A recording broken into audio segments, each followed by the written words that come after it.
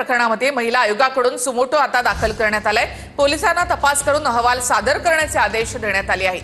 कोणत्याही पक्षाचा असला तरी आरोपीला सोडणार नाही असं रुपाली चाकणकर यांनी म्हटलं आहे। काही सांगाल वैष्णवी प्रकरणात नेमकं महिला आयोगाने काय ऍक्शन घेतली आहे आणि ते राष्ट्रवादीचे पदाधिकारी आहेत त्यांना सवलत दिली जाते का अजून तिचे सासरे आणि दीर पोलिसांच्या ताब्यात? राज्य महिला आयोगाकडे या घटनेच्या बाबत सुमोटो दाखल करण्यात आला।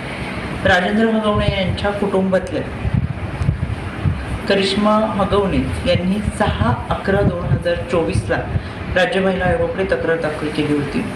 त्या तक्रारीच्या अनुषंगाने 7/11/2024 तातडीने पौड पोलीस स्टेशनला कारवाई करण्याच्या सूचना देण्यात आल्या। पौड पोलिसांना सूचना देऊन मी स्वतः PIना फोन करून सांगितलं होतं की यामध्ये कुटुंबातला वाद आहे, कुटुंबातल्या लोकांना एकत्रित बोलून त्यांना सामोपचाराने समुपदेशन करून हा वाद मिटवावा यासाठी आपण प्रयत्न करावा आणि त्या अनुषंगाने पोलिसांनी त्यावेळेस कारवाई करत हा कुटुंबातला वाद मिटवला होता। त्यानंतर आता घडलेली घटना अत्यंत दुर्दैवी आहे। इकडे चांद्रयान यशस्वी झालं म्हणून आनंद साजरा करणारा AIच्या जमान्यात तंत्रज्ञानाच्या युगामध्ये वावरणारी आपण माणसं आणि त्याच वेळी दुसरीकडे हुंड्यासाठी जर छळ होत असेल तर अत्यंत दुर्दैवी। अजून तपास होतोय, या तपासामध्ये अनेक गोष्टी समोर येतील किंवा पोलिसांचा जो काही निष्कर्ष आहे त्याचा अहवाल आमच्या राज्य महिला आयोगाला सादर होईल। या घटनेचा तपास हा API डोंगरे हे करतात आहेत। मी स्वतः त्यांच्या संपर्कात सातत्याने आहे। 19 तारखेला राज्य महिला आयोगाच्या वतीने यामध्ये सुमोटो दाखल करून कारवाई करण्याच्या सूचना संबंधित पोलीस विभागाला दिली।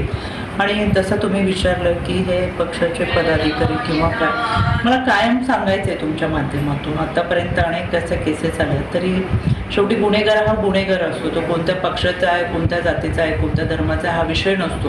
गुन्हेगार ही विकृती असते, या विकृतीच्या विरोधात कायद्याच्या चौकटीतून आपण लढत असतो। शेवटी विकृतीच्या विरोधात लढतो।